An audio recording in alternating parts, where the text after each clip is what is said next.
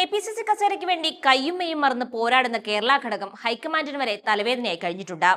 നിലവിലെ KPCC അധ്യക്ഷനെ ഡൽഹിക്ക് വിളിപ്പിച്ച് ചർച്ച നടത്തിയിട്ടും കേരളത്തിലെ പോര് ചെറുതായി പോലും അയഞ്ഞിട്ടില്ല. ക്രൈസ്തവ വോട്ട് ബാങ്ക് BJP കൊത്തിക്കൊണ്ടുപോകുമെന്ന പേടിയിൽ സഭാ നേതൃത്വം മുന്നോട്ട് വയ്ക്കുന്ന പേരുകളിൽ കോൺഗ്രസ് സമ്മർദ്ദത്താൽ വീഴുമോ എന്ന ചർച്ചയും മുറയ്ക്ക് നടക്കുന്നുണ്ട്.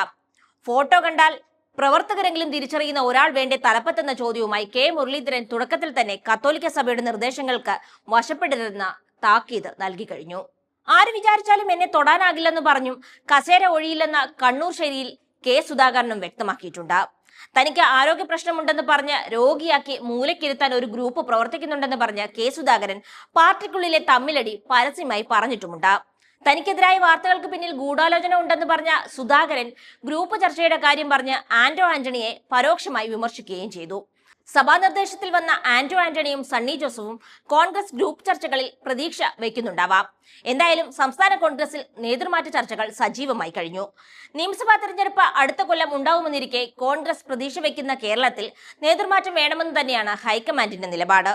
തദ്ദേശ തെരഞ്ഞെടുപ്പിന് മുൻപായി കോൺഗ്രസിനെ ശക്തിപ്പെടുത്തുക എന്ന ഉദ്ദേശത്തോടെയാണ് നേതൃമാറ്റ ചർച്ചകൾ നടക്കുന്നത്. കേരളത്തിന്റെ സംഘടനാ ചുമതല വഹിക്കുന്ന ജനറൽ സെക്രട്ടറി ദീപാദാസ് മുൻഷി ഹൈക്കമാൻഡിന് നൽകിയ റിപ്പോർട്ടിലും നേതൃമാറ്റം അനിവാര്യമാണെന്ന് ചൂണ്ടിക്കാണിച്ചിരുന്നു.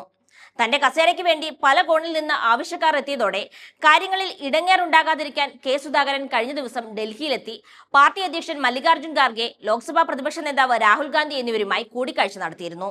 കാര്യമത്ര പന്തിയല്ലെന്ന നിലയിലാണ് KS തിരിച്ച് കണ്ണൂർക്ക് വണ്ടി കയറിയതെന്നും തദ്ദേശ തെരഞ്ഞെടുപ്പും നിയമസഭാ തെരഞ്ഞെടുപ്പും വരുന്നതിനാൽ ആരോഗ്യ പ്രശ്നങ്ങളുള്ള സുധാകരനേക്കാൾ പുതിയൊരു നേതൃത്വം വരണമെന്നാണ് ഹൈക്കമാൻഡ് അറിയിച്ചതെന്നുമാണ് സൂചനകൾ.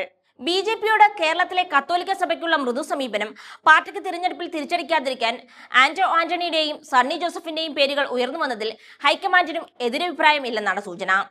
AK ആന്റണി സജീവ നേതൃസ്ഥാനത്ത് നിന്ന് പിന്മാറുകയും ഉമ്മൻചാണ്ടി അന്തരിക്കുകയും ചെയ്തതിനു ശേഷം ക്രിസ്ത്യൻ വിഭാഗത്തിൽ നിന്ന് മുൻനിര നേതാക്കളില്ലെന്നത് പോരായ്മയാണെന്നാണ് പൊതുവെയുള്ള വിലയിരുത്തൽ. പക്ഷേ അപ്പോഴേക്കും K മുരളീധരൻ കൃത്യമായി ഒരു കാര്യം പറഞ്ഞു വെച്ചു. കേരളത്തിലെ കോൺഗ്രസ് പ്രവർത്തകർക്ക് ഫോട്ടോ കണ്ടാൽ പെട്ടെന്ന് തിരിച്ചറിയാൻ സാധിക്കുന്ന ആളായിരിക്കണം KPCC പ്രസിഡന്റ് ആകേണ്ടതെന്നാണ് മുതിർന്ന നേതാവ് K മുരളീധരൻ പറഞ്ഞു വെച്ചത്. നേതൃമാറ്റ ചർച്ചകൾക്കിടെ KPCC അധ്യക്ഷൻ K സുധാകരനെ പിന്തുണച്ച് K മുരളീധരൻ രംഗത്തെത്തുകയും ചെയ്തു. K സുധാകരൻ മാറണമെന്ന് തങ്ങൾ ആരും ആവശ്യപ്പെട്ടിട്ടില്ലെന്നും തദ്ദേശ തെരഞ്ഞെടുപ്പും നിയമസഭാ തെരഞ്ഞെടുപ്പും വരുന്ന സാഹചര്യത്തിൽ മാറ്റം നല്ലതല്ലെന്നാണ് അഭിപ്രായമെന്നും K മുരളീധരൻ പറയുന്നു. അന്തിമ തീരുമാനം ഹൈക്കമാൻഡിന്റേതാണെന്നും ഹൈക്കമാൻഡിനേക്കാൾ വലിയ കമാൻഡ് ഇല്ലെന്നുമാണ് പറയേണ്ടതെല്ലാം പറഞ്ഞിട്ട് K മുരളീധരൻ വ്യക്തമാക്കിയത്. എന്നാൽ മുരളീധരന്റെ അതേ അഭിപ്രായം പാർട്ടിക്കുള്ളിലെ പലർക്കും ഉണ്ടെന്നതിന്റെ തെളിവായി സേവ് കോൺഗ്രസ് എന്ന പേരിൽ ചില പോസ്റ്ററുകളും പുറത്തു വന്നിട്ടുണ്ട്.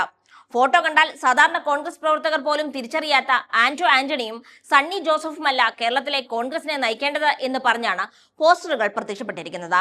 ആലുവയിലും പരിസര പ്രദേശങ്ങളിലുമാണ് പോസ്റ്ററുകൾ കണ്ടത്.